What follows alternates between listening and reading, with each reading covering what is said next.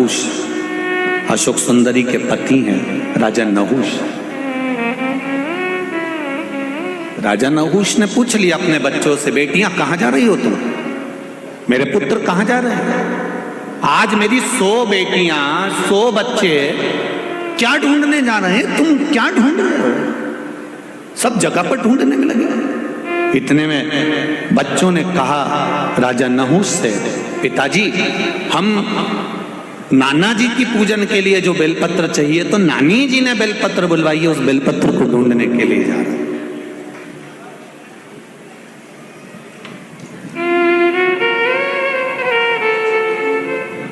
बेलपत्र ढूंढने जा रहे हैं? हाँ ठीक है जाइए।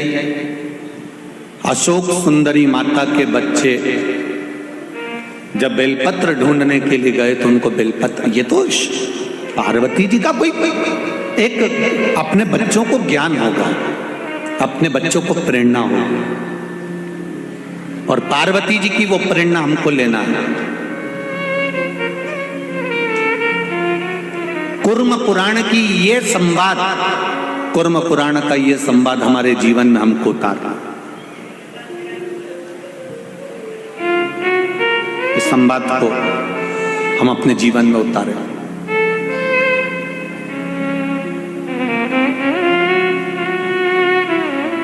पद्म पुराण में और कूर्म पुराण में अशोक सुंदरी माता का बहुत विस्तार से वर्णन किया गया। कभी मौका लगे तो पद्म पुराण में अशोक सुंदरी का संवाद पूरा पढ़िएगा और कूर्म पुराण को निकालिएगा तो उसमें भी इसको पढ़िएगा।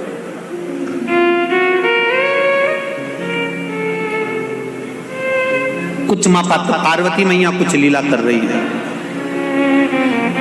और ढूंढने में लगी हुई हैं नानी के लिए। हम शिव जी के पूजन के लिए, अपने नाना के पूजन के लिए हम बेलपत्र लेने के लिए जा रहे हैं। बेलपत्र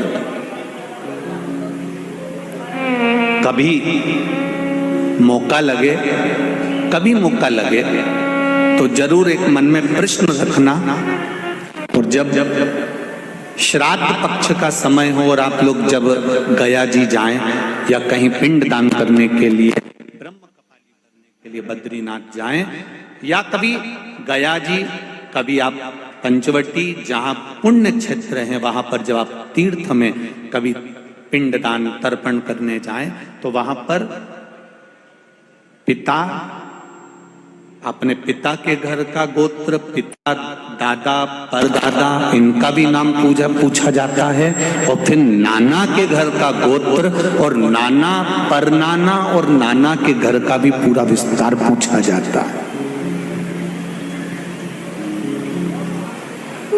कभी आपने ब्राह्मण देवता से प्रश्न करना था आपको कि गुरुदेव हम हमारे परिवार के व्यक्ति का पिंड करने आए हैं, तर्पण करने आए, और हमारे नाना जी के यहाँ का नाम काहे को चाहिए तुमको? जब गोत्र इनका है, पिंडदान करने वाला ये है, तो फिर नाना के घर का क्यों चाहिए आपको? नाना के घर का क्या चाहिए आपको विस्तार? वो कूर्म पुराण और पद्म पुराण बताएगी कि अशोक सुंदरी के बच्चे जब बेलपत्र ढूंढने के लिए जाते हैं, वो संवाद से इसको जोड़ा गया।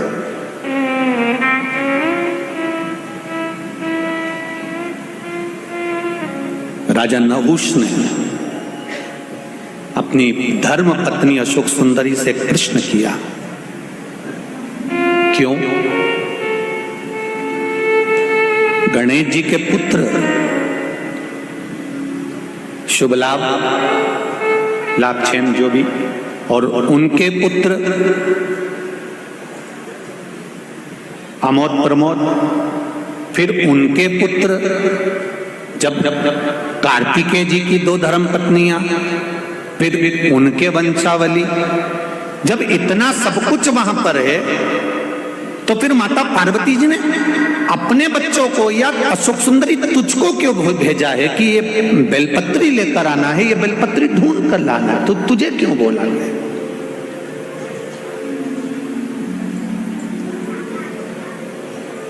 अशोक सुंदरी के मन में भी ये बात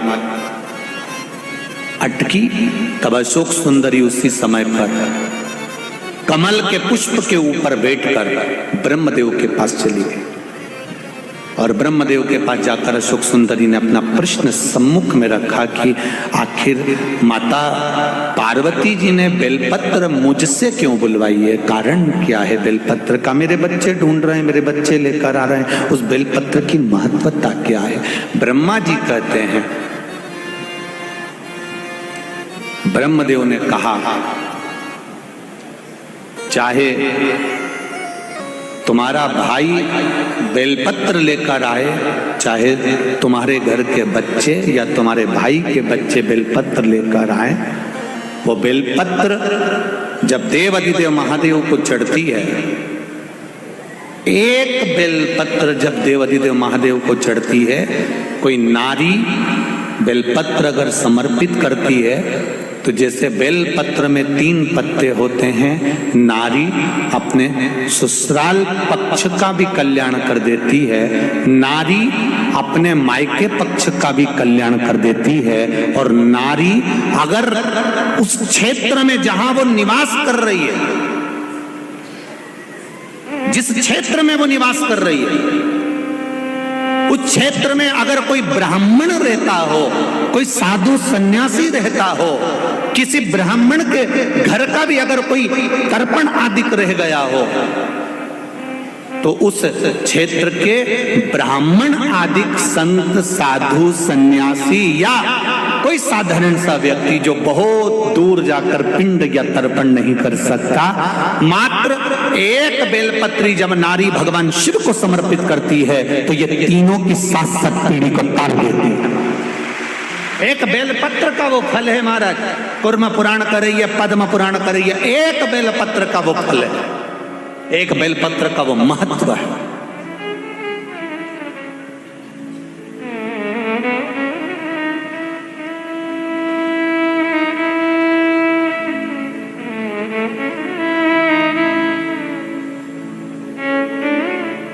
उस बेलपत्र की महत्वता को समझो, इसको व्यर्थ मत जाने दो। आप शिव मंदिर में जाते हो, शंकर जी के मंदिर में रोड पर आप, कई माताएं यहाँ पर भी आती हैं, बेलपत्री मांगती हैं, कोई बेलपत्री आपके पांव के सामने पड़ी होती है पर आपको झुककर उठाने में शर्म आ जाती है। किसी ने गिरा दी होगी, हम काय को उठाएं? तुम्हें शर्म आ जाती है एक बेलपत्री, मंदिर में घूम रहे हो, मंदिर में दर्शन कर रहे हो और बेलपत्री सामने पड़ी और तुम्हें उठाने में शर्म आ रही है।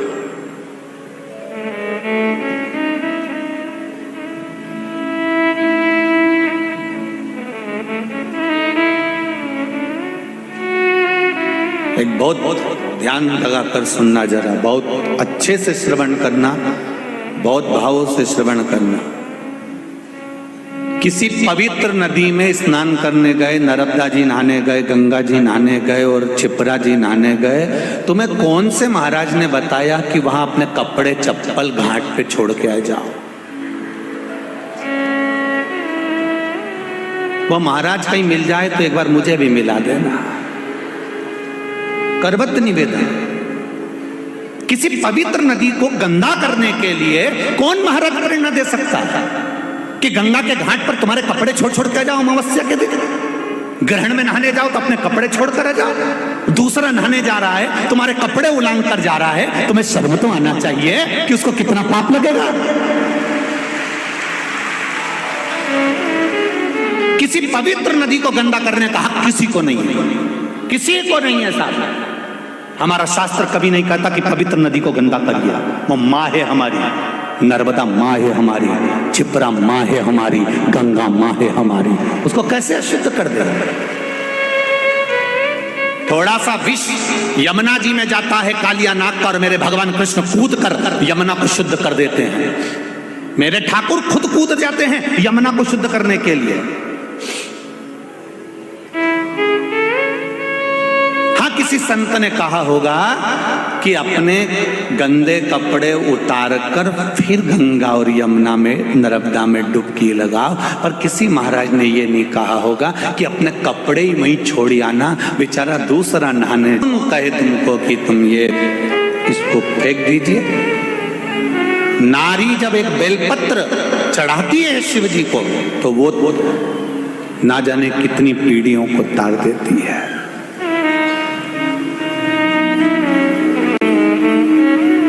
हम तो केवल 7 पीढ़ी या 3 पीढ़ी की बात कर रहे हैं। उज्जैन के ऋण मुक्तेश्वर मंदिर पर दीवाल पर लिखा हुआ है कि शिव महापुराण की कथा वर्णन करती है। शिव महापुराण की कथा श्रवण करने वाला, शंकर भगवान को भजने वाला, शिव को एक बेलपत्र चढ़ाने वाला, उज्जैन के ऋण मुक्तेश्वर मंदिर की दीवार पर लिखा हुआ है कि शंकर की कथा अगर कोई सुन लेता है तो उसकी 7 पीढ़ी नहीं 71 पीढ़ी पर जाती है। यह उज्जैन कह रहा।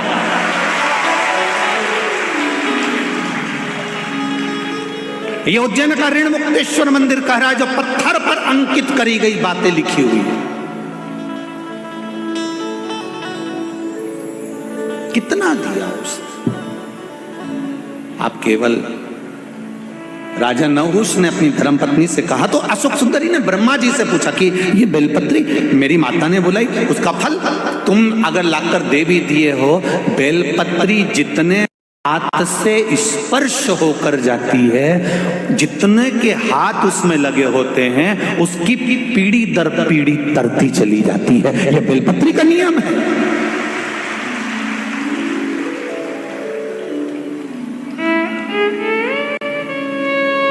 कोरोना बीमारी, अब कोरोना बीमारी को समझ लो जरा। कितना किया प्रशासन ने, हाथ धो, बोला था कि नहीं बोला था? अरे बोलो तो। उन्होंने हाथ धोने का बोला था, तुम जरा से हाथ के चक्कर में छोरा छोरी को धो देती थी। बार बार कहा उन्होंने, हाथ धो हाथ धो हाथ धो। क्यों? क्योंकि ये वायरस है, एक से दूसरे को पहुंचेगा, दूसरे का तीसरे को पहुंचेगा, तीसरे से चौथे को पहुंचेगा। बोलो पहुंचा कि नहीं पहुंचा? और ऐसा पूछता पूछता पूछता पूछता सबको बीमार कर दिया। जब एक वायरस छोटा सा टच करने से लोगों को बीमार कर सकता है, तो एक बेलपत्री टच करने से लोगों का उद्धार भी तो कर सकता है। एक वायरस थोड़ा सा टच करा, एक से दूसरे को, दूसरे को तीसरे से, तीसरे से चौथे को पहुंच गया। तो एक बेलपत्री भी तो स्पर्श, मात्र स्पर्श से, मात्र स्पर्श।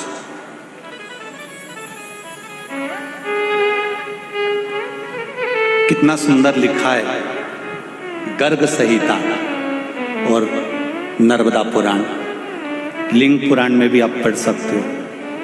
जिस पात्र में जल भरा जाता है, जिसने मोटर चालू भी करी और पाइप से भी पानी भर दिया, या हापसी से, हेडपंप से पानी लाकर भर दिया, जिसने भरा, चढ़ाने वाला आया, लोटा भरा और चढ़ा दिया। जिसने भरा, जिसने लोटा भर के चढ़ाया, उसका 80% पुण्य तो जिसने मोटर से पानी भरा था वो के खाते में चले गया। जिसने भरा, वो तो कहीं कहीं की बहू इतनी समझदार होती है, सास चाय बना के रखी मेहमान के लिए, जेठानी ने चाय बनाई या देवरानी ने चाय बनाई, और किसी किसी में इतनी चतुरता होती ना, तुरंत उतर के आई, सिर पे पल्लू मल्लू लेके, मौसी जी आई, मौसी जी आई, हमारी मासी आई, और मासी मासी करके अंदर गई रसोई घर में, और उन्हें चाय छान छुना के ट्रे में लेके आई गई। इतने मासी जी के बहू कितनी समझदार, 2 मिनट में चाय ले आई। अब मासी जी के कौन बताए, ये भेरू की लुगाई कोई साधारण है? मासी जी के कौन समझा कि कोई साधारण है? बनाई बेचारी देवरानी ने, बनाई बेचारी जेठानी ने, बनाई बेचारी सास ने, ये तो केवल लगा के लिए आई। ऐसे कहीं कहीं के रहते हैं, बहुत समझदार।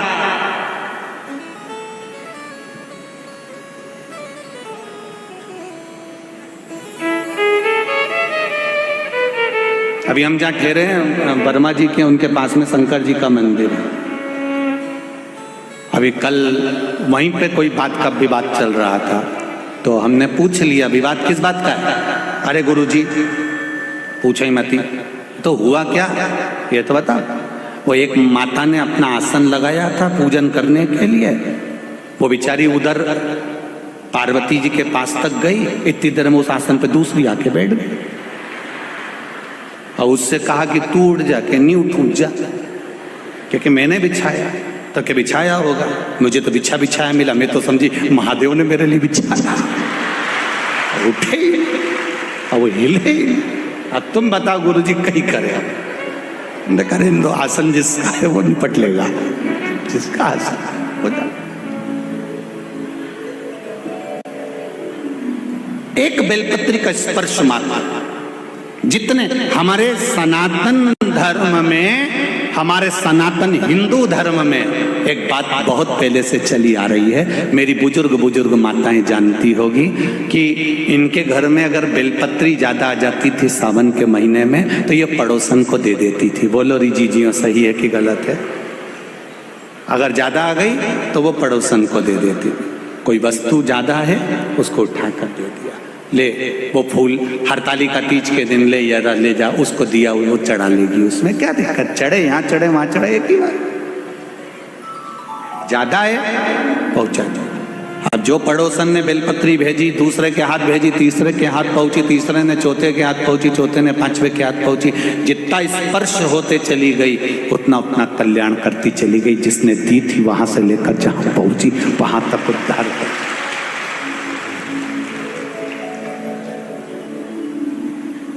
अशोक सुंदरी नीचे आई, अपने पति राजा नहुष को अपनी दिल की बात बताई कि मैंने ब्रह्मदेव से ऐसा ऐसा सुना है और ब्रह्मा जी ने जो कहा मैंने विश्वास मानकर किया।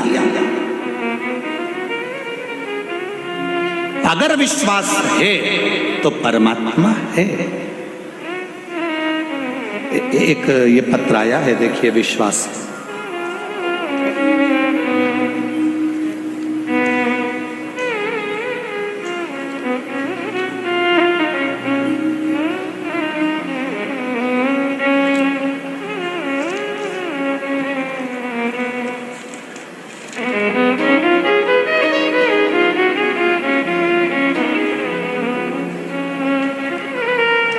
विशाल बराके गुजरात सूरत से आए हैं कथा सुनने के लिए।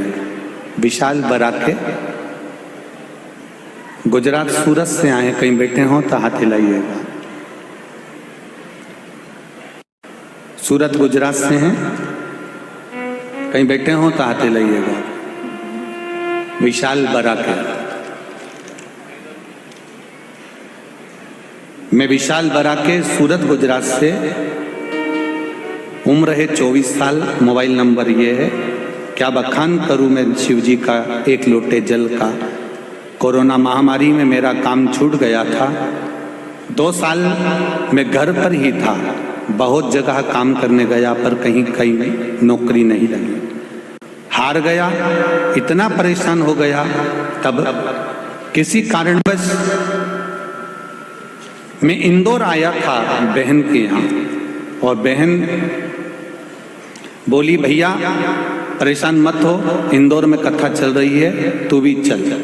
गुरुजी, मैंने 28 जुलाई 2022 की जो कथा थी, मैंने पहली बार कथा पंडाल में बैठकर सुनी। एक लोटा जल का महत्व समझा और बाबा से विनती करी, बाबा आप कथा सुनने के लिए बिठाए हैं तो मेरी नौकरी भी 2 साल से नहीं है, वापिस लगवा दीजिए। गुरुजी 3 महीने भी बाबा ने पूरे नहीं होने दिए और बाबा ने उसी कंपनी में मुझे वापिस जॉब दिला दी। मैं बाबा को धन्यवाद देता हूँ। उसी कंपनी, ये शिव है, औघड़ी है। श्री शिवाय नमस्तु। ये विश्वास है आपका, भरोसा, दृढ़ता और आपका विश्वास।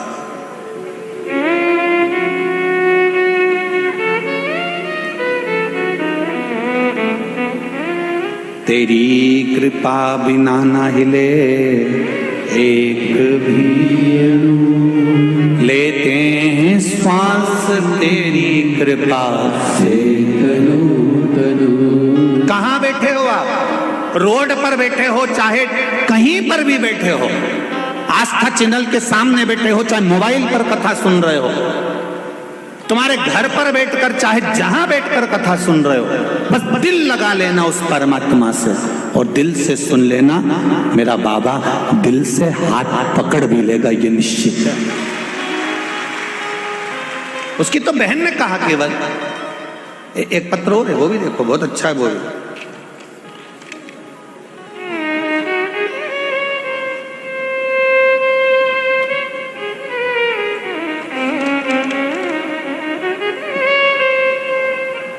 मेरा नाम सरला नामदेव है, मेरी बहू का नाम वर्षा है।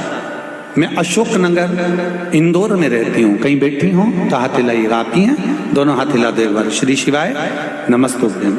दोनों हाथ ऐसे हिला दीजिए। श्री शिवाय नमस्तुभ्यम। इंदौर में रहती हूँ। रुद्राक्ष के जल और 1 लोटा जल का क्या महत्व है, इसका वर्णन मैं नहीं कर सकती गुरुजी। मेरी बहू प्रेग्नेंट थी, डॉक्टर ने सोनोग्राफी का कहा, मैंने सोनोग्राफी करवाई। यह बात 16/5/2022 की है।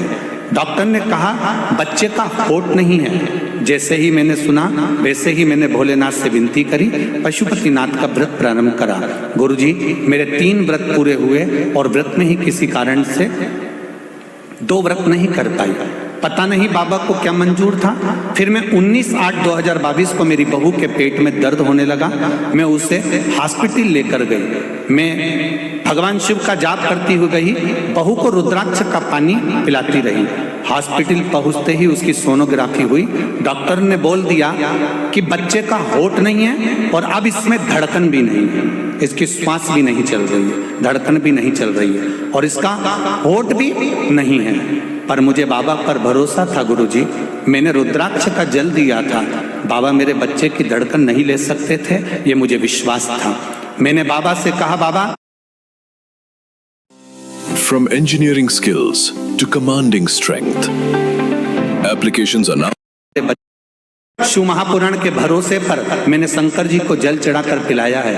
डॉक्टर मेरी बहू को ऑपरेशन का बोलकर थिएटर में ले गए और कहा इसके बच्चे में धड़कन नहीं है, होठ नहीं है, ये बच्चा मरा हुआ होगा। बाबा ने उसको ऑपरेशन कक्ष में लेकर गए। 9:15 रात को मेरे यहाँ पर बहू को बेटा हुआ और बाबा की कृपा से उसकी धड़कन भी थी और होठ भी थी। ये शिव।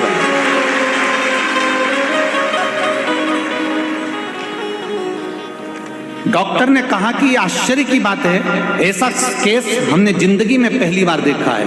डॉक्टर भी आश्चर्य में पड़ गए, ये केस हमने जीवन में पहली बार देखा है। सोनोग्राफी गलत नहीं कर सकती, सोनोग्राफी में तो सब सही आया होगा, ये पलट हुआ कैसे है? तब मेरे मुख से निकल गया ये सब मेरे भोले बाबा डमरू वाले का कमाल, ये शिव है। ओ घड़ी बैठिए बहन, श्री शिवाय नमस्ते। बैठिए, उसकी कृपा बिना कुछ नहीं हो सकता।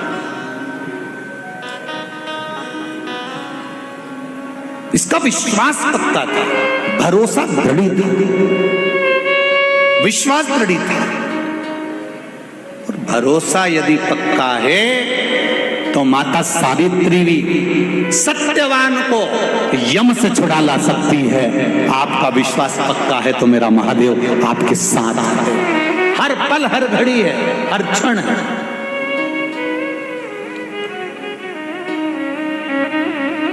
हर पल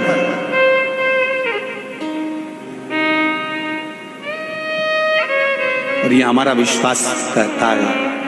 इतने पत्र आपके आते हैं, सब पत्र यहीं रहते हैं। खैर अभी इंदौर में तो अब कथा लगभग 1, 2, 4 साल अभी नहीं है, क्योंकि कथाओं की तारीख लगभग बहुत बुक हैं, तो कहीं कथा मिलना बड़ा मुश्किल है। पर जब भी कथा रहेगी आगामी, मेरा विश्वास कहता है कि आपका भी एक पत्र इस जगह पर रखा हुआ मिलेगा, ये निश्चित। करना क्या है, केवल शंकर के मंदिर जाइए, आपके आस पड़ोस में नजदीक में जो शिव मंदिर है उसकी सेवा संभाल करिए, सफाई करिए, जल चढ़ाइए, बेलपत्र चढ़ाइए, मेरे शंभू का श्रृंगार करिए, मेरे शंभू का भजन करिए, मेरे शंकर का स्मरण करिए। आपको कहीं जाने की जरूरत नहीं है, ना किसी ढोंग में पड़ना है, ना किसी प्रपंच में पड़ना, ना किसी की स्थान पर। अपने तो शिव है, शंकर है।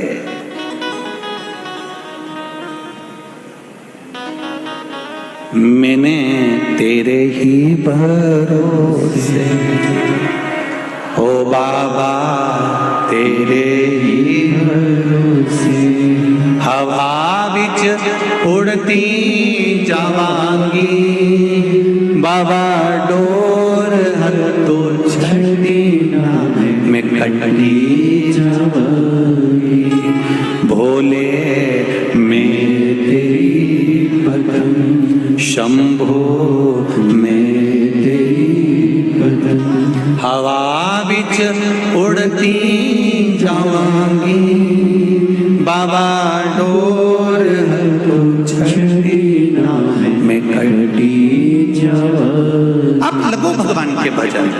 आप जैसे जैसे आगे बढ़ते जाओगे, आप जैसे जैसे शिव भक्ति की ओर बढ़ते जाओगे, आप जैसे जैसे भजन की ओर बढ़ते चले जाओगे, वैसे वैसे लोग आपको नीचे की ओर दबाने का प्रयास भी करेंगे।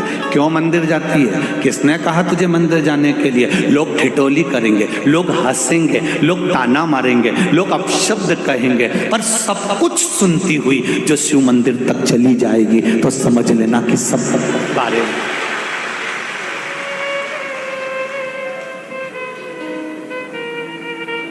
पतंग और पद जब बढ़ता है तो काटने वालों की संख्या भी बढ़ जाती है, निश्चित है। पतंग जब बढ़ेगी और पद जब बढ़ेगा, आपकी प्रतिष्ठा, आपका पद, आपकी उन्नति और पतंग जब ये ऊपर बढ़ती जाती है, बढ़ती जाती है, बढ़ती जाती है, तो लोगों को रास नहीं आती और वह उसको काटने का विचार करने लगते। पतंग बढ़ रही है, उसे बढ़ने दीजिए। आप अपनी डोर बस भोलेनाथ जी के हाथ में छोड़ दीजिए।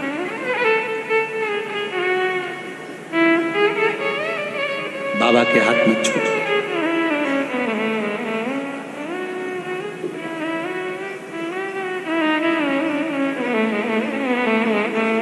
उसकी कृपा जब होगी तब सुख मिलेगा। बेलपत्र ढूंढने के लिए सुख सुंदरी गई, बेलपत्र ढूंढने के लिए सुख सुंदरी की 100 बेटियां गईं, बेलपत्र ढूंढने के लिए सुख सुंदरी के पुत्र गए, बेलपत्र ढूंढने के लिए दामाद भी गया। पर शिव भक्ति, पार्वती जी को कुछ लीला करना थी, बेलपत्र नहीं मिली, नहीं मिली बेलपत्र।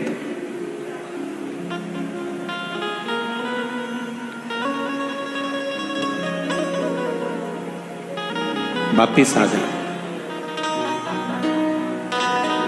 पार्वती जी ने पूछा, शिवरात्रि है, तुम्हें बेलपत्र नहीं मिली कहीं? नहीं,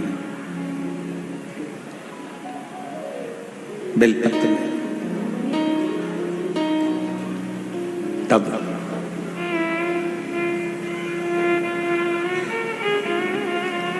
गौ माता की पूंछ को घुमाती घुमाती घुमाती घुमाती, गौ माता की पूंछ को घुमाती घुमाती माता संतोषी वहां पहुंची।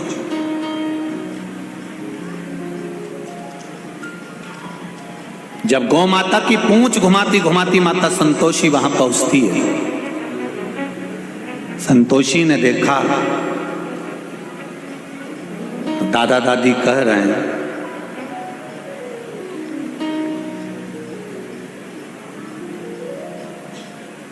ये दादा दादी, दादी जी कह रही हैं, पार्वती मैया कह रही हैं कि बेलपत्र नहीं लाई अशोक सुंदरी से। बुआ से जब ऐसी बात कही जा रही है तो संतोषी माता ने, संतोषी ने गाय की पूंछ को छोड़ा, हाथ का स्पर्श सुंदर भाव से पत्र लेकर पूछा, संतोषी ये बेलपत्र तेरे पास कहां से आई? ये बेलपत्र तेरे पास आई कहां से? संतोषी ने कहा, दादाजी के मस्तक पर चढ़ी थी, ये बेलपत्र मैंने आपको ला कर दी है। चढ़ी हुई बेलपत्र तो मुझे ला कर दी है? संतोषी ने कहा, दादी माँ, एक बार मैंने दादाजी के मुख से सुना था, शिव पर चढ़ने के बाद कोई भी चीज निर्मल नहीं होती है, खराब नहीं होती है।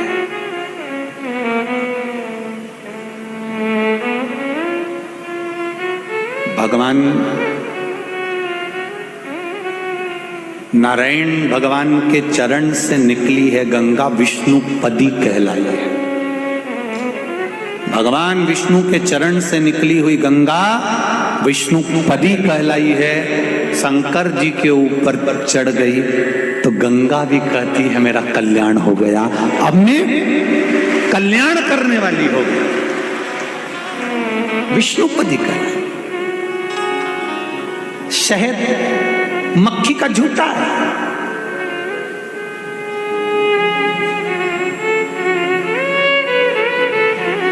वो भी भगवान पर चढ़कर औषधि बन जाता है।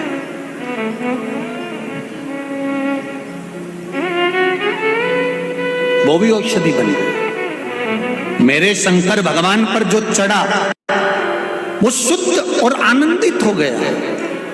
अभी ये कथा जब पूरी हो जाएगी, ये कथा पूर्ण होने के बाद में ये कथा 30 तारीख को पूरी हो जाएगी। 3 तारीख को बड़ौदा गुजरात में, 3 तारीख को बड़ौदा गुजरात में, 3 तारीख से 9 तारीख तक गुजरात वासियों के लिए बहुत सौभाग्य का विषय है कि बड़ौदा में, वैसे तो गुजरात में 2 कथा मिली है गुजरात वालों को, पर उसमें 3 दिसंबर से 9 दिसंबर तक बड़ौदा के लेप्रेसी ग्राउंड में सरदार लस्टेंट 4 रास्ता आजबा रोड बड़ौदा गुजरात में, बड़ौदा के अंदर ये कथा मिली है। 3 तारीख से 9 तारीख तक, 3 दिसंबर से 9 दिसंबर तक कथा का समय पहले दिन तो 1 बजे से 4 बजे रहेगा, पर बाकी के समय 2 बजे से 5 बजे रहेगा।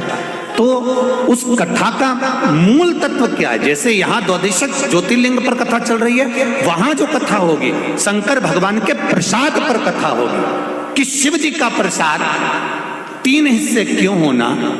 शंकर भगवान का जब पशुपति व्रत किया जाता है तो पति भी व्रत कर रहा है, पत्नी भी व्रत कर रही है, तो पत्नी जिस पात्र में प्रसाद बनाई है उस पात्र को प्रसाद बनाने के बाद धोया क्यों जाता है, और पति के लिए जब प्रसाद बनाएगी तो पात्र धोकर क्यों रखा जाता है? उस प्रसाद की महत्वता को जाने। शंकर भगवान को कौन सा प्रसाद लगता है? शिव जी का प्रसाद 7 स्थान ऐसे बताए गए हैं जहां पर शंकर भगवान के प्रसाद को नहीं रखा जाता है। 7 स्थान बताए गए। वो 7 स्थान कौन से हैं जहां शिव जी का प्रसाद नहीं रखा? 3 समय ऐसे हैं जिस समय पर भगवान शंकर के प्रसाद को अगर ग्रहण करा जाता है तो व्यक्ति रोग से मुक्त हो जाता है। 2 स्थान ऐसे बताए गए जहां पर शंकर भगवान पर चढ़ा हुआ रुद्राक्ष जब प्रसाद हो जाता है तो उसका जल का सुख कहां प्राप्त होता है। मैं संपूर्ण भारतवासियों से और देश विदेश में बैठे हुए संपूर्ण श्रोता भाई बहनों से और सभी नवयुवक बेटा बेटियों से कहना चाहूंगा, ये प्रसाद शिव प्रसाद, शिव महापुराण की कथा बड़ौदा से जो सुनने को मिलेगी उसको छोड़ना मत, ही जो जीवन का आनंद दे जाए उसको सुनो। और जो गुजरात की पावन धरा पर आकर कथा सुनना चाहते हैं वो बड़ौदा आकर श्रवण कर सकते हैं, बड़ौदा वासी, गुजरात वासी और आसपास के जितने महाराष्ट्र और राजस्थान वाले लगे। उस प्रसाद की मूलता क्या है? क्यों पीपल के वृक्ष के नीचे रखा हुआ प्रसाद का क्या महत्व होता है? आंवले के वृक्ष के नीचे रखा हुआ प्रसाद का क्या महत्व होता है? बट वृक्ष के नीचे रखे हुए प्रसाद का क्या महत्व होता है? उसकी महत्वता। तुलसी के क्यारे के पास में कटोरी में रखे हुए प्रसाद का क्या महत्व होता है? उसको समझना है ना। बहुत भ्रम फैला रखा है लोगों ने, शिव जी पर चढ़ा हुआ ये प्रसाद नहीं खाना है तो ऐसा नहीं करना है। हम उसको समझें शिव महापुराण के माध्यम से, उसकी महत्वता को समझें। महाराज शिव भक्ति का तो बड़ौदा वालों करो तैयारी, आ रहे कुबेर भंडारी, यही बाबा की कृपा है, शिव कृपा। ये तो बाबा की करुणा है। दिसंबर में ये कथा मिली है और फिर जनवरी में शायद पावागढ़ रहेगी, ऐसा कुछ है। जनवरी माह में शायद पावागढ़ की पावन धरा पर माँ अम्बे की पावन धरा पर कथा रहेगी। पावागढ़ में तो इतनी जगह नहीं, तो थोड़ा 5-6 किलोमीटर आगे कथा स्थल दिया गया है। उसका भी स्मरण रहे, शिव भक्ति की ओर चले।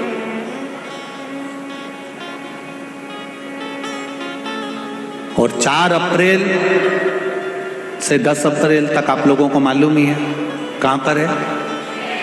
वाह, सब तैयारी करके बैठे हो मतलब अभी से पक्का हो गया है? तो उस समय पर उज्जैन में कथा रहेगी 84 महादेव का आनंद, और बाबा महाकाल की नगरी में विक्रमादित्य शिव महापुराण की कथा का रसतत्व ग्रहण करेंगे बड़े आनंद के साथ। शिव कथा का रसतत्व। हर हर महादेव, भगवान शिव की कथा कर रही है, भगवान शंकर का संवाद। माता संतोषी ने एक बेलपत्र शिव जी पे से उठाकर अपनी दादी जी को दे दी है। दादी जी के हाथ में बेलपत्र आई, वो बेलपत्र शंकर भगवान के शिवलिंग को चढ़ाई गई तो शंकर भगवान के नेत्र खुल गए। इतने समय से नेत्र बंद थे, इतने समय से बंद थे।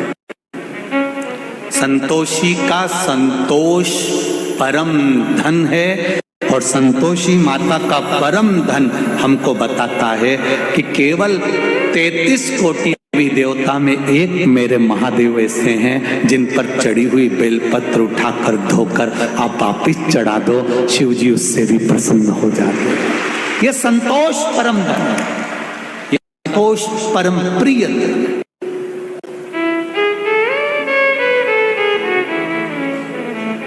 और संतोष परम प्रिय धन का आनंद भी यही है।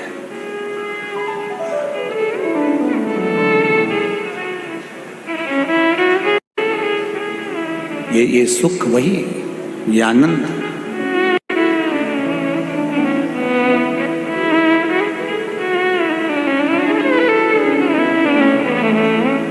महाराज जब अशोक सुंदरी ने यह बात का प्रसंग, तेरे डमरू की धुन सुन के मैं काशी नगरी आई हूँ। तेरे डमरू की धुन सुन के मैं काशी नगरी आई हूँ। मैं काशी नगरी आई हूँ, मैं काशी नगरी आई हूँ, मैं काशी नगरी आई हूँ, मैं काशी नगरी आई हूँ। मैं काशी नगरी आई हूँ, मैं काशी नगरी आई हूँ, मैं काशी नगरी आई हूँ, मैं काशी नगरी आई हूँ। मेरे बोले ओ बम बोले, मैं काशी नगरी आई हूँ। मेरे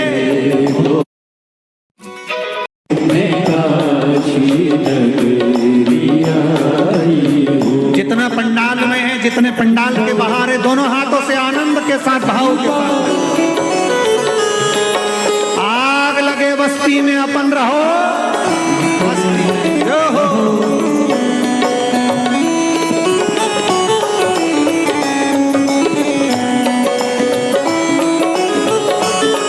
चैनल वालों से निवेदन है जो रोड पर बैठे हैं, जो भगवान की भक्ति का भजन कर कर नाच कर आनंद ले रहे हैं, उनका भी दर्शन अवश्य कराइएगा भाव के साथ। जो हो।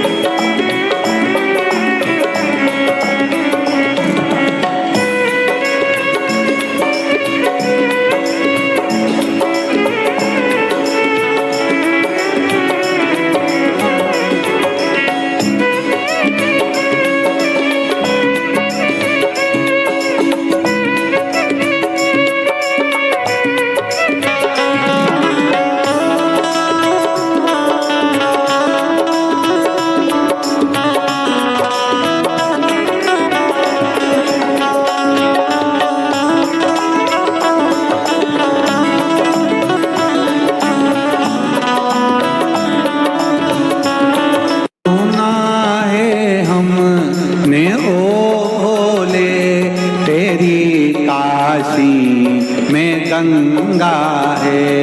सुना है हमने ओ भोले तेरी काशी में गंगा है। सुना है हमने ओ भोले तेरी काशी में गंगा है। सुना है हमने ओ भोले तेरी काशी में गंगा है। उसी गंगा को नहाने को मैं काशी नगरी आई हूँ। उसी गंगा को पाने को मैं काशी नगरी आई हूँ। मेरे भोले ओ बम भोले मैं काशी नगर। ला जरा लेके आ डंडा, उठा के ला डंडा और तुम पीछा पकड़ कर और तुमने उसका मार मारा।